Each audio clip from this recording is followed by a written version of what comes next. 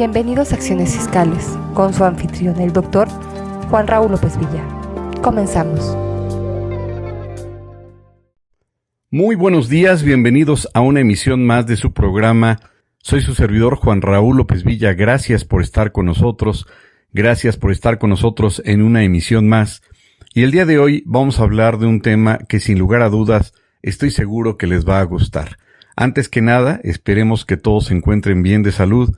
Como siempre lo señalamos al inicio de este programa, deseamos que todos estén cuidados, todos lleven a cabo todas las precauciones y no se confíen en absoluto porque esta tercera ola, pues sí, está pegando con furia, está teniendo consecuencias muy graves, muy dramáticas, y ante una escasa o nula prevención o medida o salvaguarda de parte de las autoridades, pues bueno, no nos queda más que tomar estas medidas que deben de ser pues las que nos cuiden en todos los aspectos de todo lo que hagamos el día a día, exagerar si es posible las precauciones usando doble tapabocas, una careta, ya no digo guantes, pero sí lavarnos las manos regularmente, lo que nos ha servido hasta el día de hoy para seguirnos cuidando. Y bueno, pues efectivamente el día de hoy vamos a hablar del tema de razón de negocios,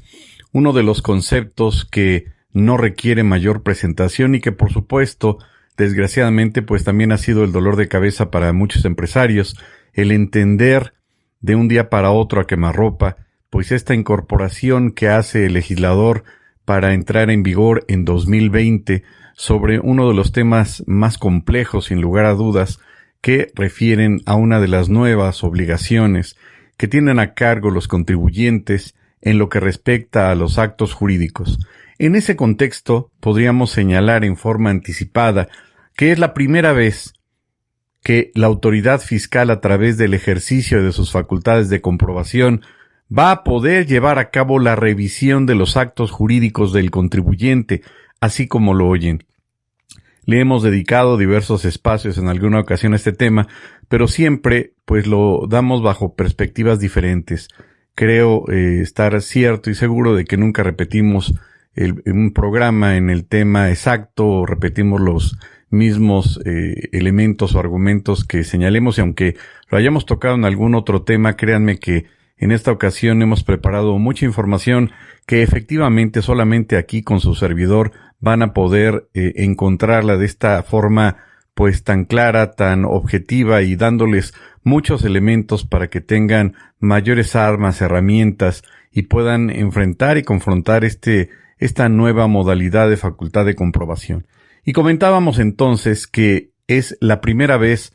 en la cual las autoridades fiscales federales, a través del ejercicio de sus facultades de comprobación, visita domiciliaria, revisión de gabinete, revisión electrónica, van a poder llevar a cabo la revisión, así como lo oyen, de los actos jurídicos que lleven a cabo los contribuyentes. Esto tiene una repercusión verdaderamente interesante y compleja a la vez, en razón de que implicaría analizar toda la teoría del acto jurídico del cual nuestro Código Civil de 1928 heredó, por llamarlo de alguna manera, pues toda esta teoría derivada de la teoría alemana en el tema de los actos jurídicos. Y esto implica que, como ya lo hemos señalado en alguna ocasión, pues los actos jurídicos en nuestro país tengan que tener una cierta solemnidad o característica específica, pero solamente en ciertos actos. En este contexto recordaríamos que lo que priva en los actos jurídicos es la voluntad de las partes, de tal suerte entonces que en los contratos, pues lo que va a prevalecer en primera instancia, pues es la voluntad de las partes independientemente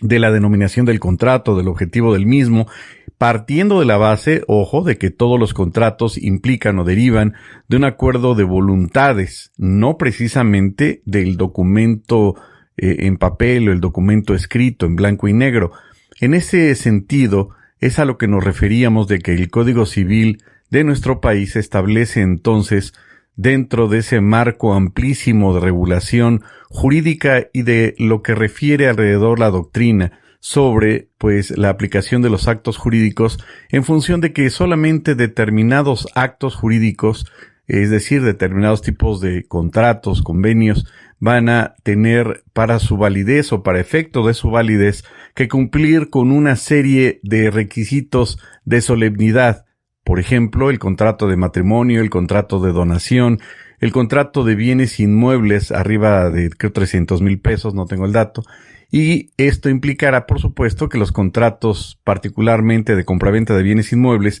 se tengan que elevar a escritura pública y, por supuesto, para que surtan a terceros, es decir, efectos a terceras personas, tendrán que estar inscritos ante el registro público de la propiedad. Vean cómo este tipo de características de los contratos, para efecto de su validez, que al final del día un contrato pues es un acuerdo de voluntades y los actos jurídicos van a implicar efectivamente eso, consecuencias jurídicas que crean, modifican o extinguen derechos y obligaciones para las partes. Y al referirnos o al señalar o al indicar que es la primera vez que la autoridad fiscal va a revisar los actos jurídicos, pues obedece al hecho de que, en teoría, la autoridad va a aplicar el test Proposed Business, lo que se le conoce en el derecho anglosajón como la prueba de razón, bueno, no de razón, sino prueba de proporción de negocios, que se le entendería en una traducción casi literal en este contexto, pero que el legislador tuvo a bien denominarla como razón de negocios. Y en ese contexto, no es una casualidad que nuestro país entonces haya adecuado la norma o haya incorporado a la norma jurídica en materia fiscal el tema de razón de negocios. Hemos señalado reiteradamente que esto obedece, por supuesto, a la adecuación de los famosos BEPS, que por su acrónimo es BEPS, pero significa Base Erosion and Profit Shifting. ¿Y esto qué significa? Pues son digamos que los lineamientos desde el punto de vista fiscal que ha determinado la OCDE desde 2012 para todos los países miembros, a efecto de evitar precisamente la erosión de la base imponible y que el contribuyente, particularmente en primera instancia a quien iba dirigido eran las empresas transnacionales, pues dejaran de llevar a cabo esa práctica de la evasión fiscal. Y con esto, pues la OCDE establece y determina una serie de medidas efectivamente para contrarrestar estos efectos en materia fiscal y que los particulares dejen de estar llevando a cabo ese tipo de prácticas, entre comillas,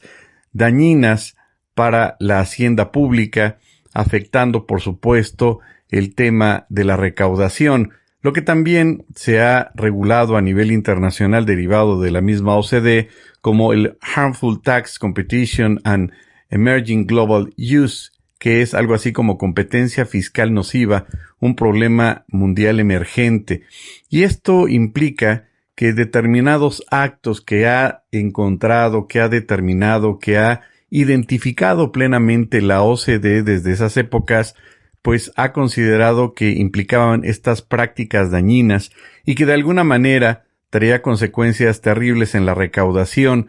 para efecto de que el contribuyente pues llevara a cabo una serie de prácticas que, si bien es cierto, pues implicaban beneficios fiscales, también esto generaba una especie de simulación en donde el contribuyente pretendía tener un beneficio fiscal, pero pagar o evadir lo más posible en el pago de impuestos.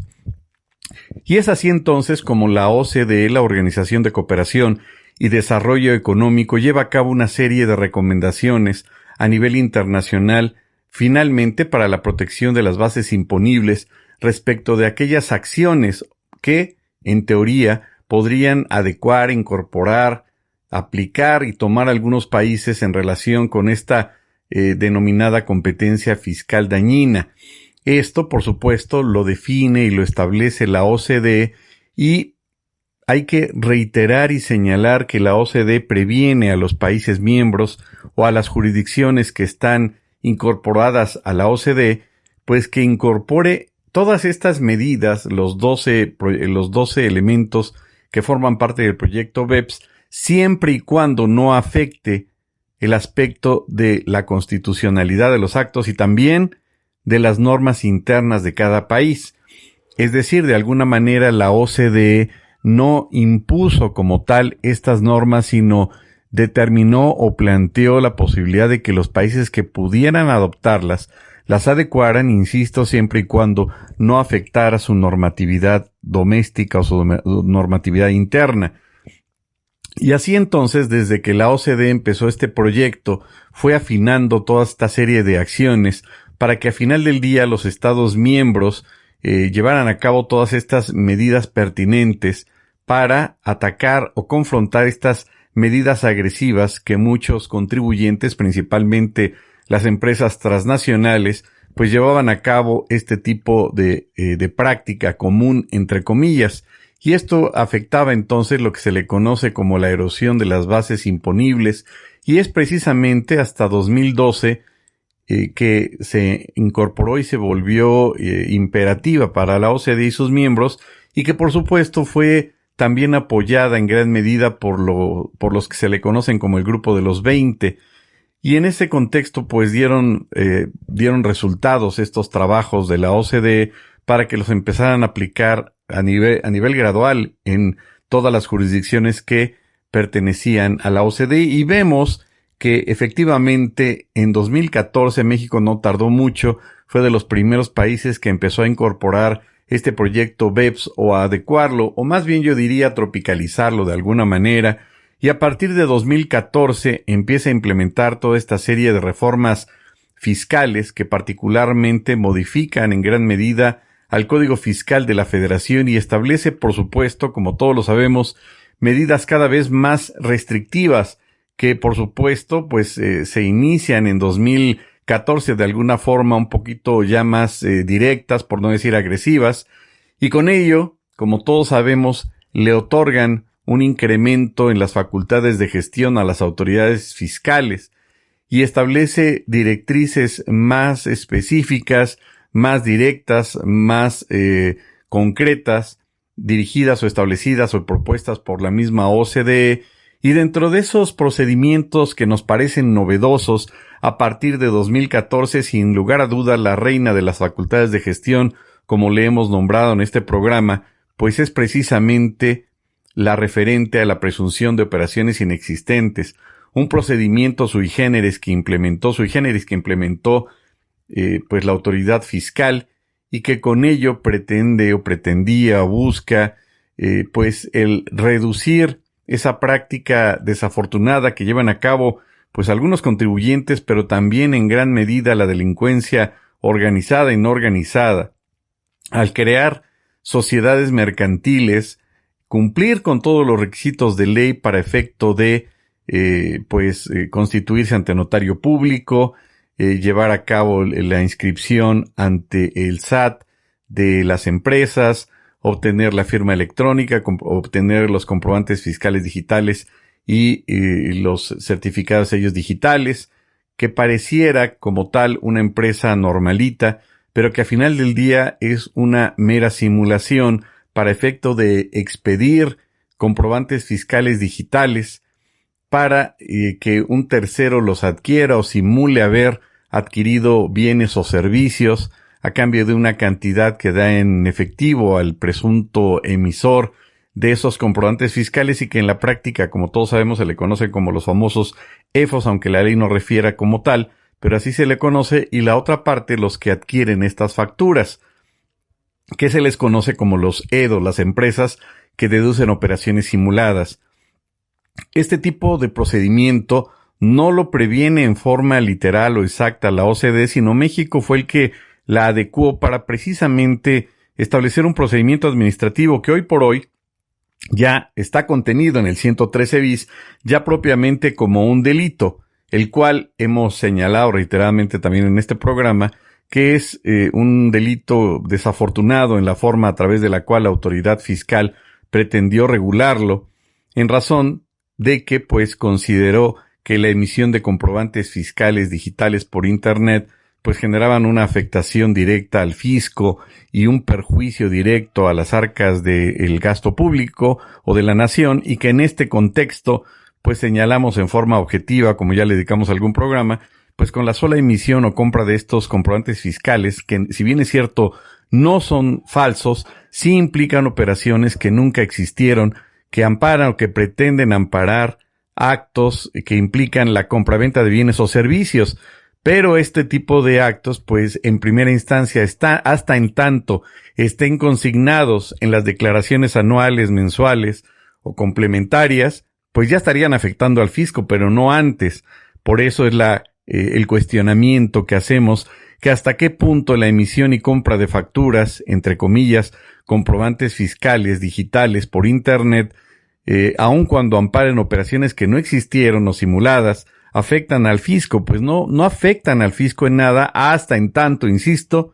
pues se consignen en las declaraciones correspondientes. Y ya cuando se consignen, pues entonces se estaría tipificando alguno de los delitos contenidos en el artículo 108 o 109 del Código Fiscal por defraudación fiscal cuando el contribuyente exhiba documentos falsos, que si bien es cierto el comprobante fiscal como tal no es falso, pues es un engaño, un artilugio que lleva a cabo el particular, el delincuente, para engañar a la autoridad. Y en ese contexto, por supuesto que ya habría en ese momento, en ese estatus, una afectación al fisco federal. Y en ese contexto, bueno, pues la OCDE determina y le establece estas medidas para que las acomoden a su legislación todas las jurisdicciones que pertenecen a la OCDE. Y en ese contexto vemos cómo, pues nuestro país, como ya en algún momento lo comentábamos, prácticamente 2004-2005 empieza a modernizar el tema de las facturas para efecto de incorporar por primera vez en 2004 y 2005 los comprobantes fiscales digitales por Internet, lo cual pareció toda una novedad, y es prácticamente a partir de 2005 en donde pues ya viene la segunda versión, y con ello se empieza a volver obligatorio a grado tal que van a sustituir, por supuesto, a las famosas facturas en papel.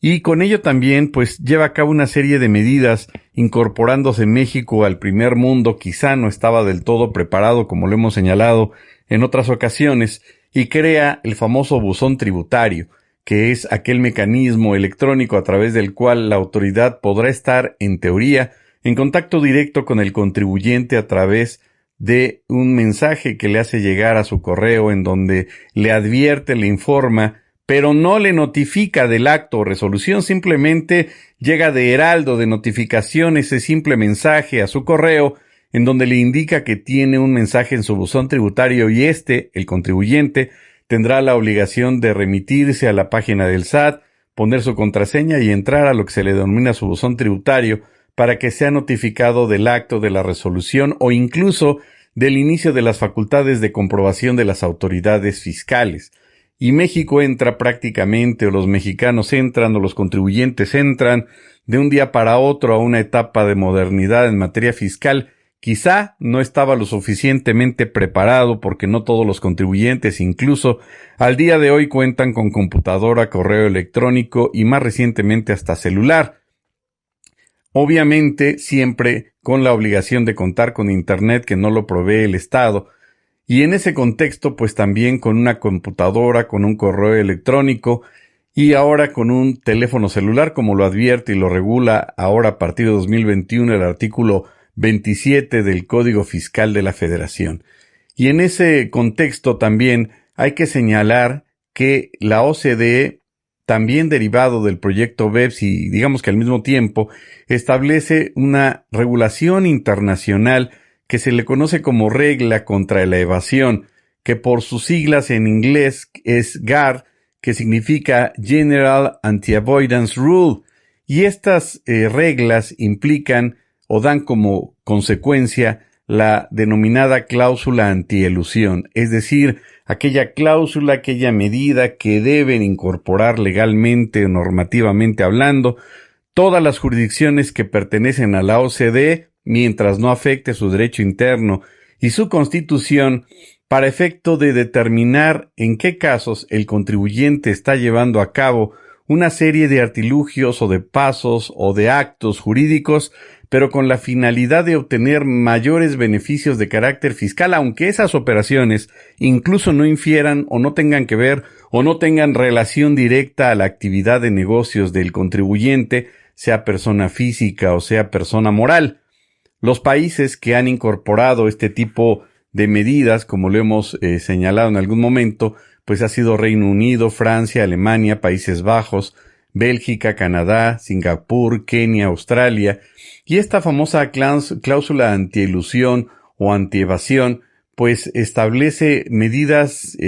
exactas, muy directas, para precisamente poner en la mesa medidas muy concretas para establecer mecanismos legales que le permitan a las autoridades fiscales identificar los casos en donde los contribuyentes utilicen mecanismos artificiales o que tergiversen el tema de los impuestos y lleven a cabo operaciones con la finalidad, como hemos dicho, de obtener una ventaja o de un beneficio o un efecto de carácter fiscal. Y esta medida o esta cláusula antielusión, como se le conoce, pues también deriva de otro tipo de regulaciones que desde 2015 también ya existen y que dieron pie precisamente al proyecto BEPS y a la cláusula antielusión, que se le conoce como enmienda a las leyes fiscales, combate multinacional a la evasión de impuestos, Tax Law Amendment Combating Multinational Tax Avoidance Bill, y estas enmiendas o estas regulaciones creadas ex profeso para combatir directamente lo que se le conoce como prácticas inaceptables, pues es lo que da como consecuencia precisamente el famoso proyecto BEPS y que es auspiciado y apoyado por el grupo del G20. Así entonces, pues la cláusula antielusión, como también se le conoce, pues busca identificar esos famosos beneficios fiscales. Y la autoridad habla de esquemas que no tengan una relación directa, pues, con el objetivo directo de la empresa. Y ojo, no nos estamos refiriendo a los esquemas reportables que regula el 197, sino habla de esquemas relevantes o de la planeación que el contribuyente para tales efectos estaría llevando a cabo para obtener previamente, antes de implementar cualquier medida, pues saber cuáles van a ser esas estrategias para a posteriori obtener, por supuesto, ese beneficio fiscal. Y con ello, una reducción directa, flagrante, en la responsabilidad fiscal que implique reducciones, reembolsos y hasta compensación. Hemos señalado reiteradamente que incluso en materia del 69B, algunos contribuyentes pues que incurrían en este tipo de prácticas o que incurren, todavía se daban el lujo de solicitarle a la autoridad devolución de saldos a favor, todavía de que simulaban esos actos. Y bueno, en pocas palabras, todo esto va a inferir o todo esto va a tener que ver con el tema pues de los actos jurídicos que lleven a cabo los contribuyentes. Esto implica, por supuesto, el reacomodar la forma a través de la cual los contribuyentes lleven a cabo pues no solo la planeación, las estrategias, sino también el control y en el cuidado de los actos jurídicos, porque además de que estos deben de estar contenidos, ahora sí, en un documento que cumpla con determinadas formalidades para efectos fiscales, como lo es la fecha cierta, pues la autoridad no solamente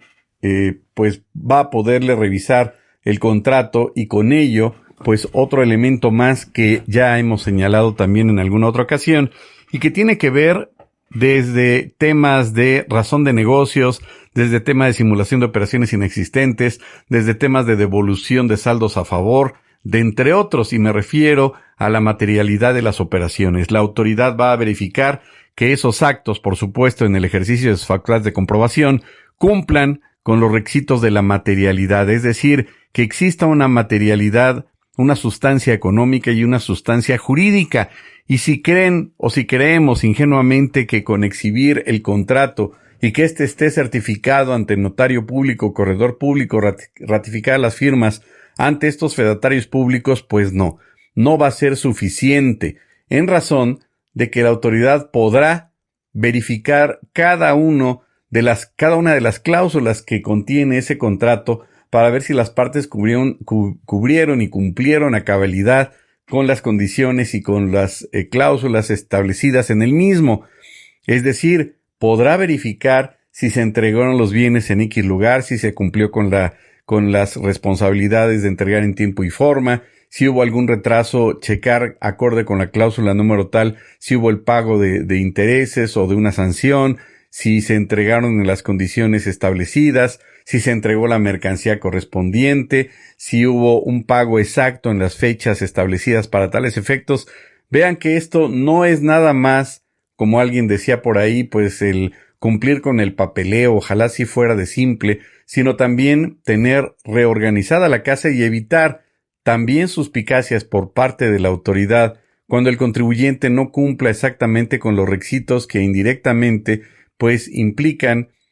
el cumplimiento de estas normatividades o esta serie de requisitos que, si bien derivan del ámbito internacional, ya están incorporados en nuestras leyes, concretamente en el 5A, y hay que recordar que este mismo artículo nos remite a las reglas de carácter general que también van a regular este procedimiento y que, al parecer, hasta el día de hoy no se han emitido. Los actos jurídicos, entonces, van a tener que ser validados por parte de la autoridad, y aun cuando el Código Fiscal no refiere a la palabra validar,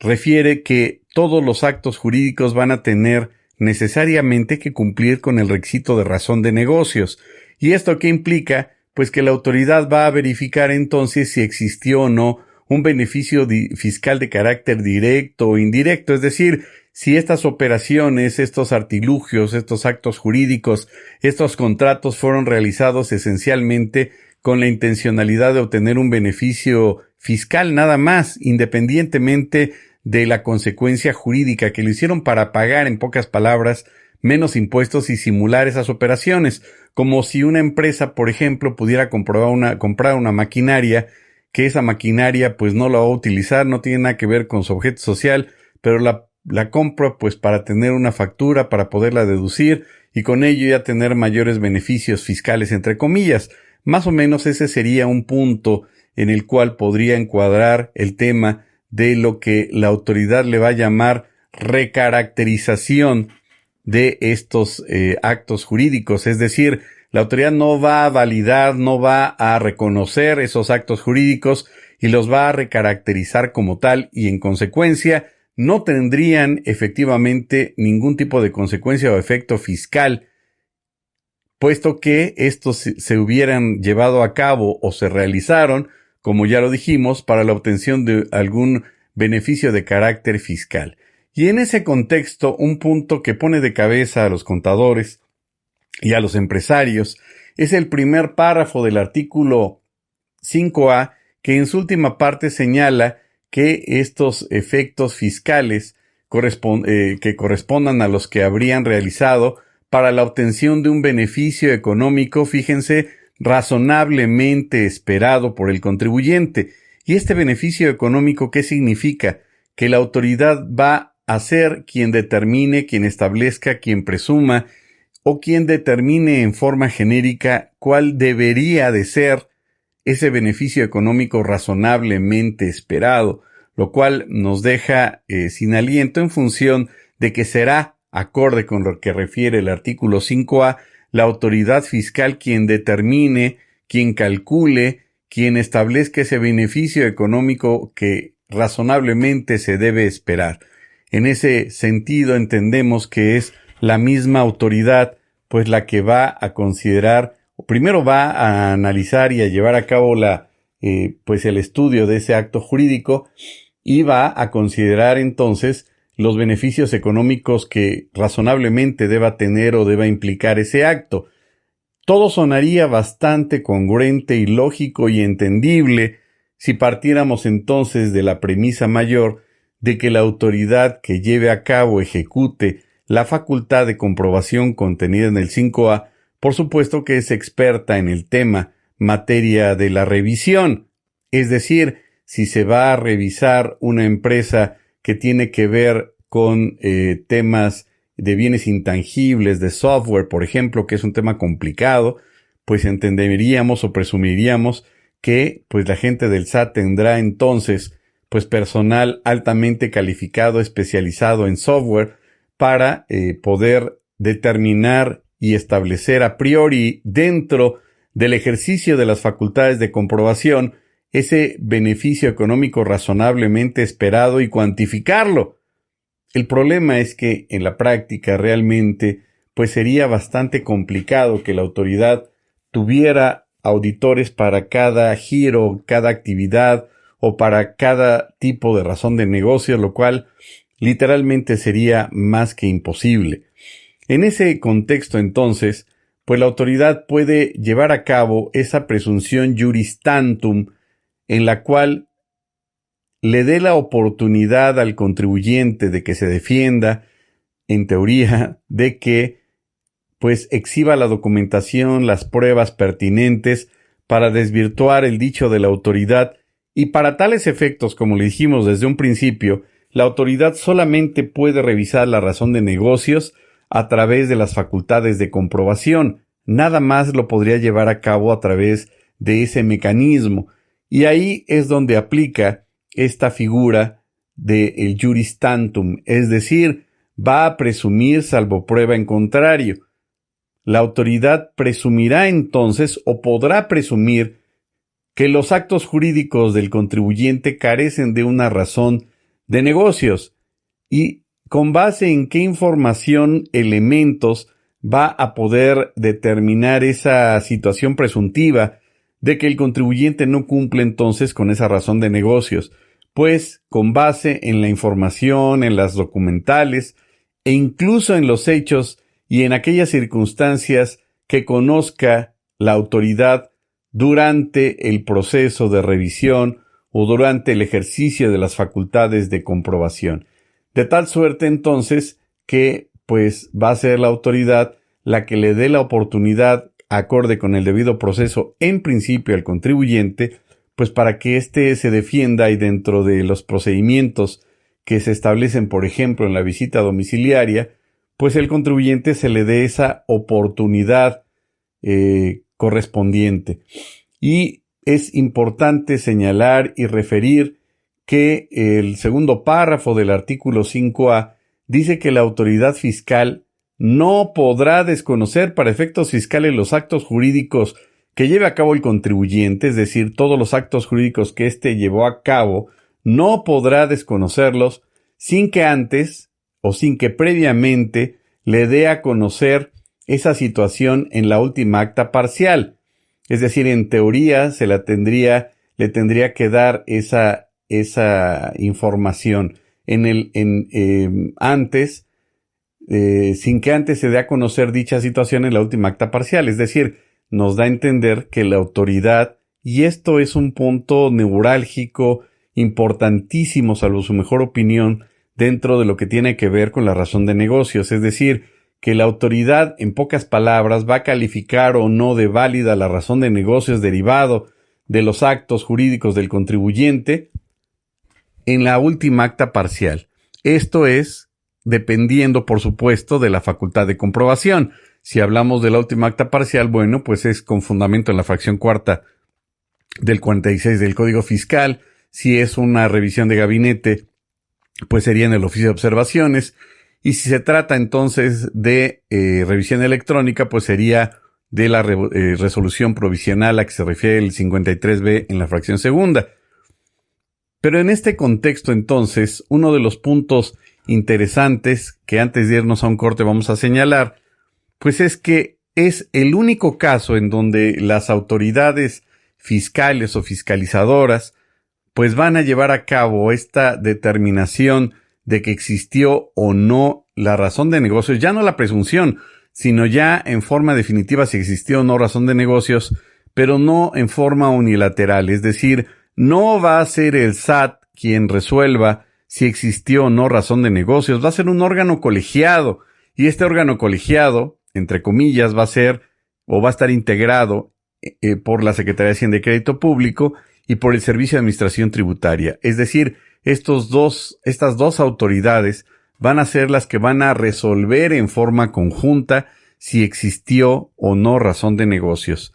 Es un procedimiento único en su género,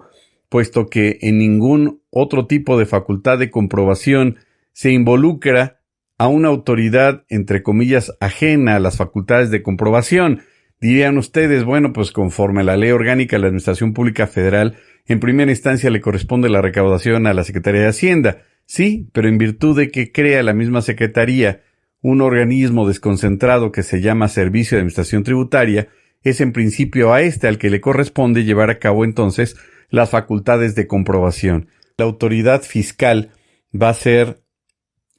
o va a establecer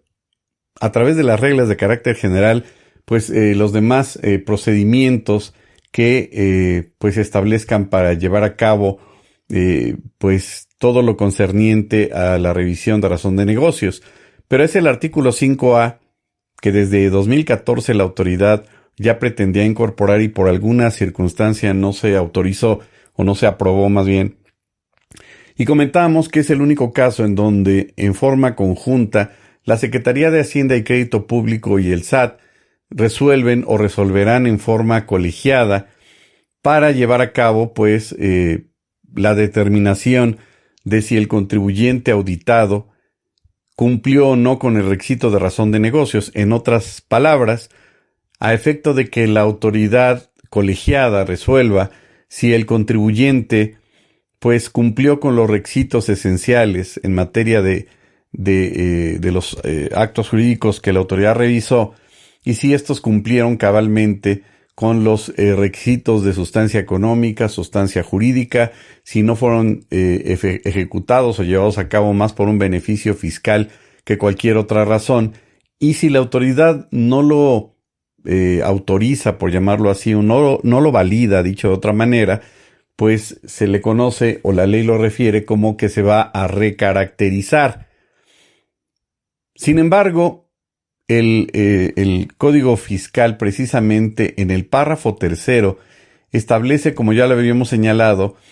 de que en el caso, por ejemplo, de la visita domiciliaria, antes de que se emita la última acta parcial, o en su caso, en revisión de gabinete, el oficio de observaciones, o de la resolución provisional en revisión electrónica, antes de que se emitan estos documentos,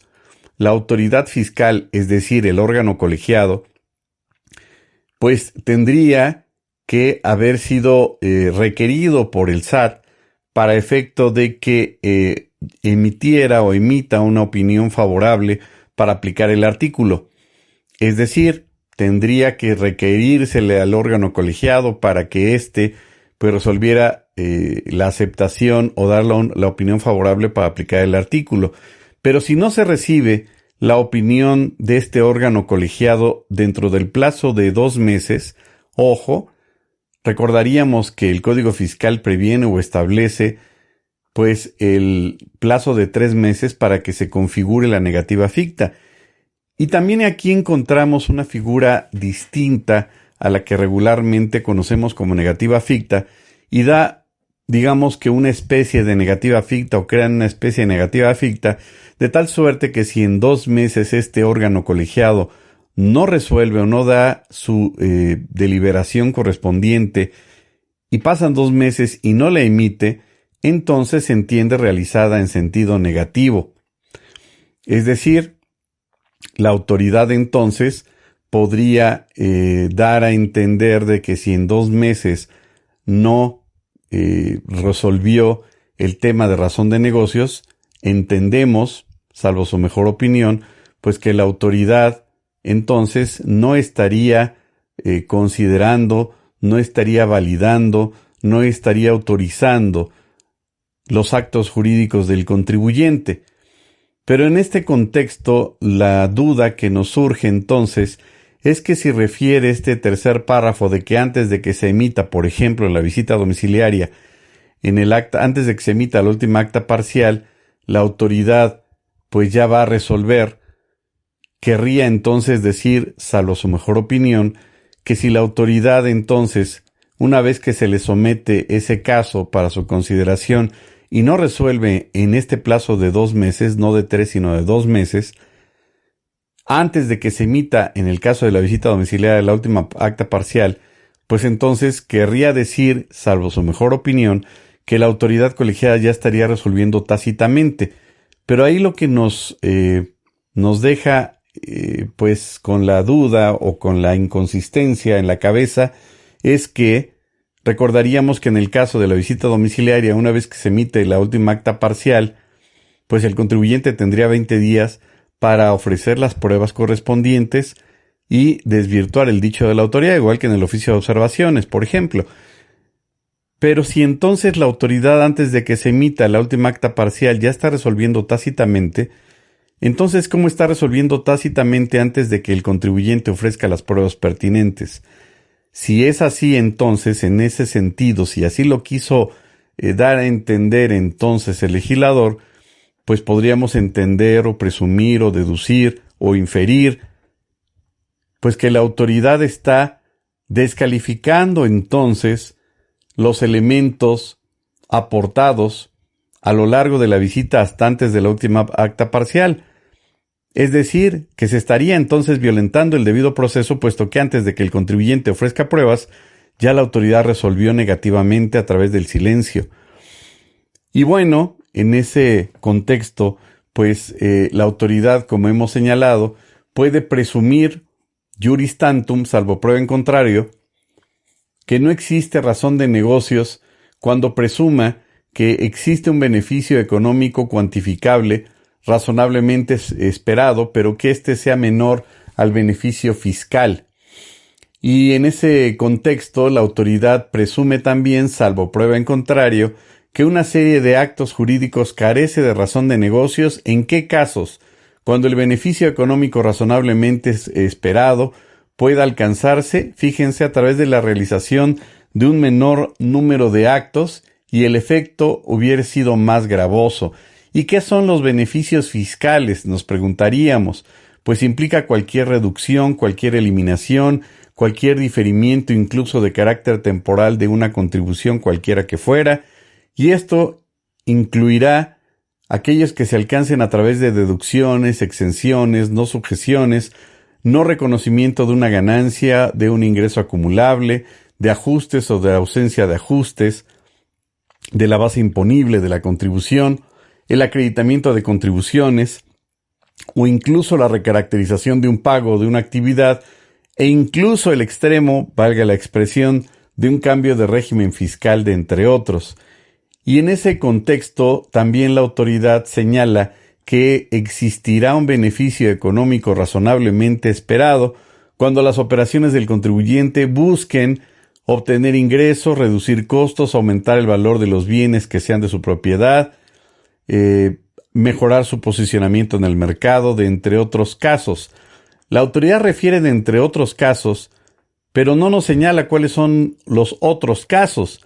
Y si atendemos al artículo 5 del Código Fiscal de aplicación estricta, cuando la ley se refiera a sujeto, objeto, base, tasa o tarifa, y en el entendido que se está refiriendo al objeto y al sujeto, salvo su mejor opinión, entenderíamos entonces que el 5A debería entenderse o interpretarse de manera estricta, es decir, que no cabría ningún otro tipo de metodología o método para su debida interpretación. Por tanto, al referir entre otros casos, pues deja en estado de indefensión al contribuyente y no puede dejar, salvo su mejor opinión, pues al arbitrio de un particular o al arbitrio de cualquier otro tipo de metodología, puesto que es de interpretación estricta. Es decir, en las leyes que refieran a la aplicación estricta, no se puede utilizar ningún otro tipo de interpretación más que la literalidad de la ley. Por eso consideramos que al hablar de otros casos, o entre otros casos, pues deja en estado de indefensión al contribuyente y pareciera entonces que la autoridad podrá, como dice aquel, pues tener otros datos y poder aplicarlo a su criterio. De igual forma, la ley establece que para cuantificar ese beneficio económico razonablemente esperado, se tiene que tomar en consideración, se tiene que considerar la información contemporánea. Y ahí nos preguntamos, ¿qué es lo que quiso decir el legislador con información contemporánea? La de hace 2 días, la de hace una semana, la de hace 3 días, la de hace un mes, la de hace 180 días. Que esta información contemporánea se relacione también con la operación objeto de análisis y que incluye el beneficio económico proyectado, es decir, debe haber anticipadamente por parte del contribuyente un beneficio proyectado, un beneficio económico, siempre que dicha información por supuesto, esté soportada, y dice el legislador, y sea razonable. Y volvemos al mismo tema. ¿Qué significa o qué interpreta o cómo define o qué quiere decir para efectos de la revisión del tema de razón de negocios del 5A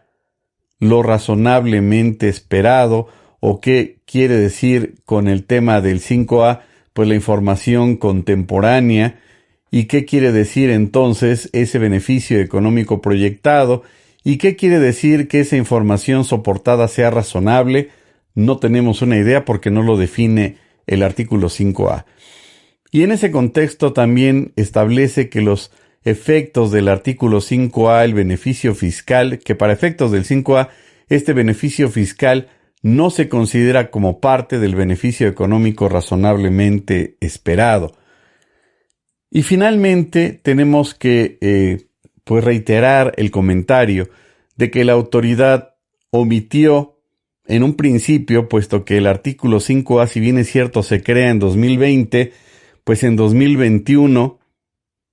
se vuelve a reformar. Fue de los pocos artículos reincidentes, por llamarlos así,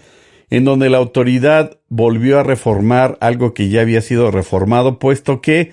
había establecido que, derivado precisamente del ejercicio de las facultades de comprobación en el tema de razón de negocios, pues la autoridad no llevaría a cabo ningún tipo de ejercicio de carácter penal derivado por los efectos que implicara la revisión de la razón de negocios. Al siguiente año, es decir, en este año, en 2021, se emite una nueva reforma que implica, por cierto, la reforma de más artículos que en 2020 en el Código Fiscal. Y dentro de esos artículos reformados, efectivamente, está el último párrafo del artículo 5A, en donde pues cambia el giro y señalan que siempre sí va a haber consecuencias o efectos de carácter penal. Y esto pues implica entonces, y nos da a entender por sentido común, que es a partir de 2021 en adelante, porque si lo interpretamos a cabalidad acorde con lo que dispone el artículo 14 constitucional, pues no podrían aplicar el artículo 5A en forma retroactiva. Tendría que aplicarse de 2021 en adelante. Es decir, dicho de otra forma, viene un tema bastante interesante de que el 5A, ¿cómo se va a aplicar? Se puede aplicar retroactivamente si partimos de la base entonces que el ejercicio de facultades de comprobación inexorablemente se aplica en forma retroactiva, es decir, se pueden revisar hasta los 5 ejercicios atrás para con el contribuyente. Pues en ese contexto entonces la autoridad podría aplicar las facultades de comprobación para efectos del 5A, es decir, de razón de negocios. Pero ¿cómo lo va a aplicar retroactivamente si en ese contexto pues no se puede aplicar una ley que implique pues una afectación a la esfera jurídica del contribuyente en forma retroactiva, siempre que esa ley pues afecte a su esfera jurídica? En ese contexto entonces podríamos señalar a mayor abundamiento que entonces también el artículo 5A no es una cuestión de procedimiento, sino de aplicación estricta.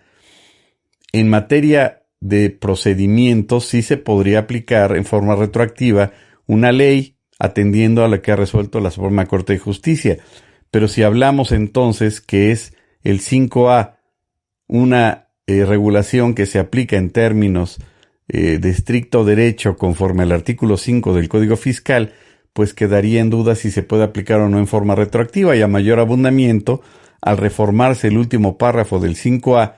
pues entenderíamos o presumiríamos que no se puede aplicar tampoco en forma retroactiva para efectos penales. Y con ello, pues, dice esta última reforma, pues que se pueden llevar a cabo sin que exista limitante en la determinación de las contribuciones, sus accesorios y multas correspondientes, y sin perjuicio de las investigaciones y la responsabilidad penal que pudieran originarse con relación a la comisión de delitos previstos en el Código Fiscal de la Federación. Es decir, sí podría entonces llevar a cabo el ejercicio de la acción penal que derive en todo caso, pues, de aquellas inconsistencias o irregularidades que haya advertido la autoridad durante el ejercicio de las facultades de comprobación.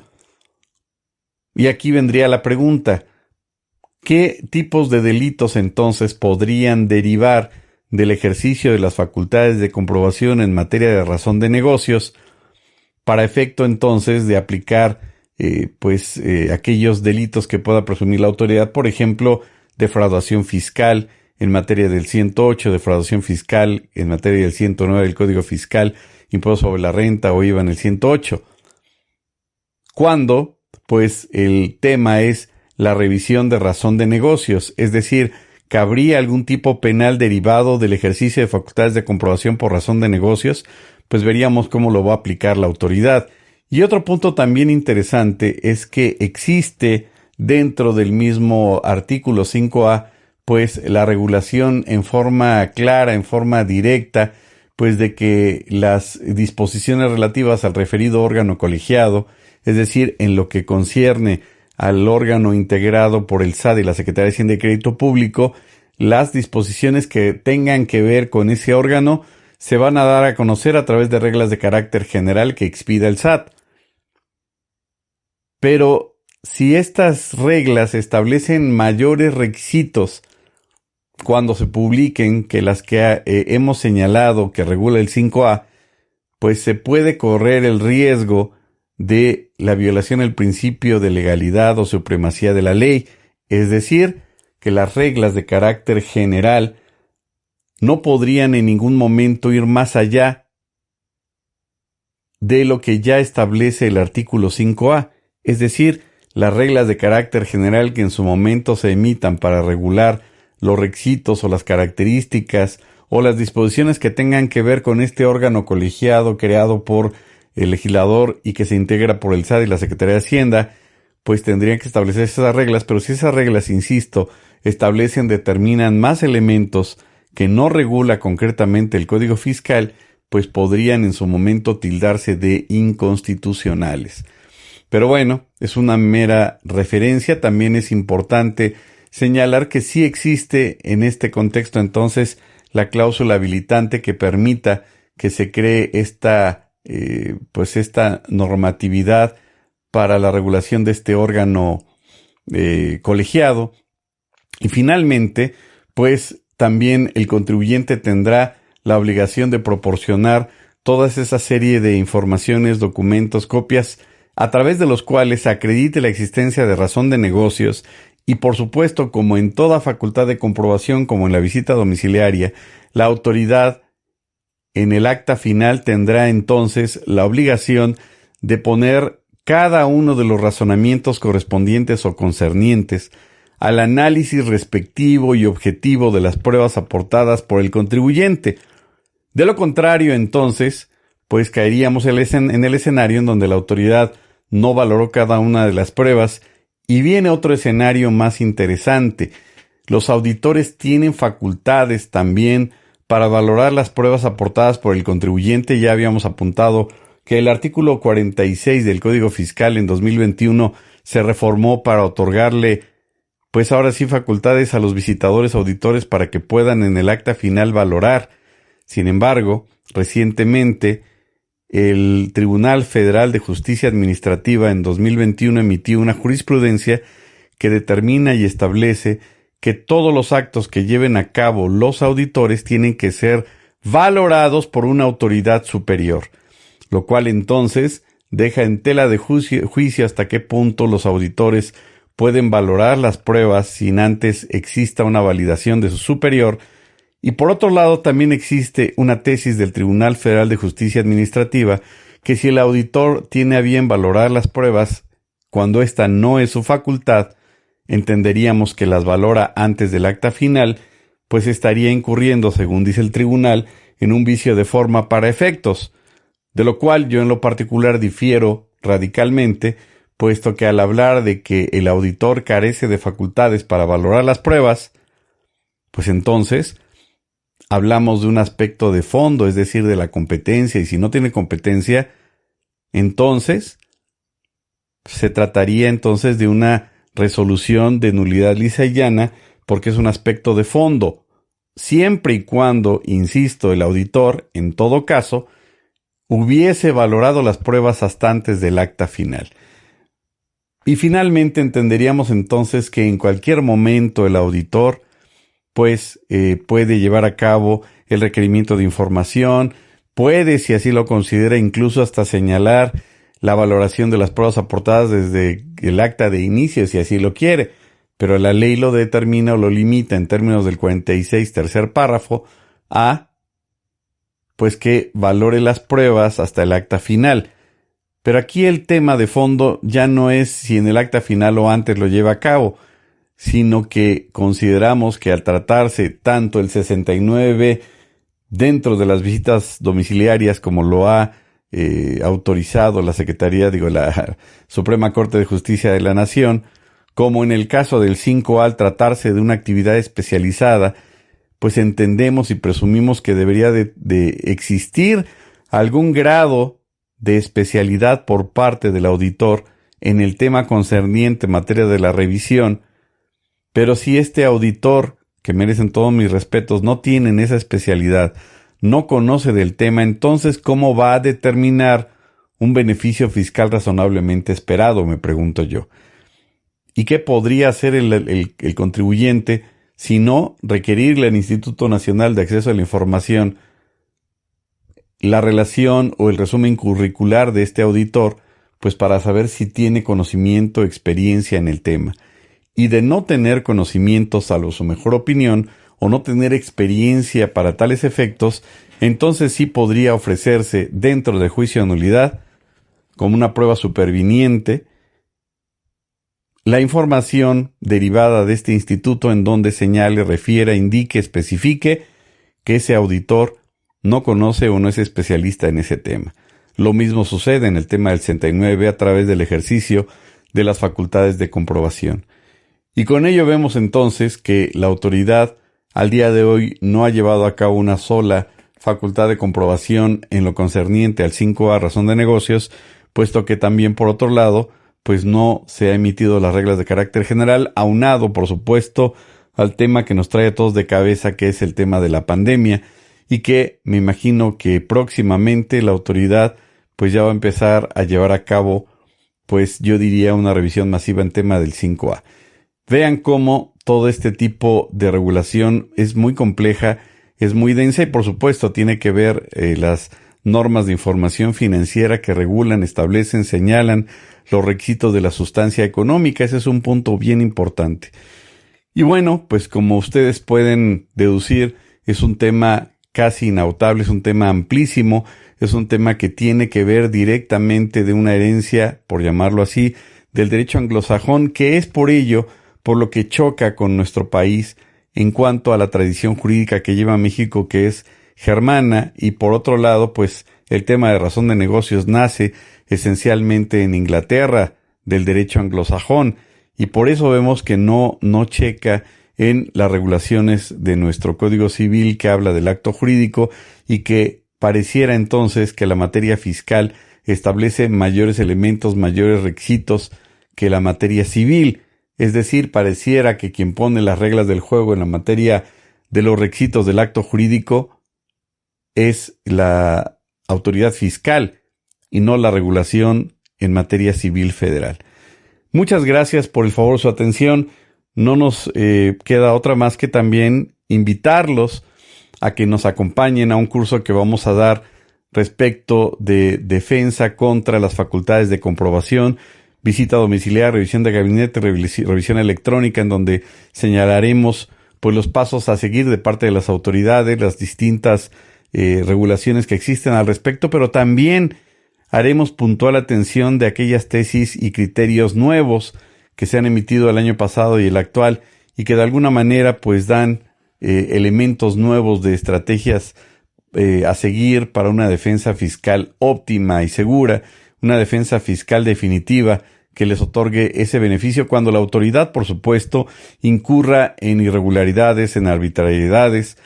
Señalaría algún autor por ahí como Manuel Atienza, pues estos ilícitos atípicos en los cuales también puede incurrir tanto el contribuyente como la autoridad, pero en tratándose de actos de abuso del derecho, pues también la autoridad puede incurrir desafortunadamente en actos arbitrarios. Y es ahí exactamente en donde está la labor del abogado, de identificar en forma puntual, exacta, oportuna, en dónde se encuentran esas inconsistencias y saber cómo impugnarlas, en qué momento y cuáles son esos elementos que, acorde con lo que establece el artículo 51 de la Ley Federal del Procedimiento Contencioso Administrativo, pues darían la opción o la posibilidad de que pueda declararse una nulidad lisa y llana. Muchas gracias por el favor de su atención. Recuerden que nos encuentran en nuestras redes sociales, en nuestra página de internet www.juanraúllopezvilla y por supuesto en nuestros canales de Spotify,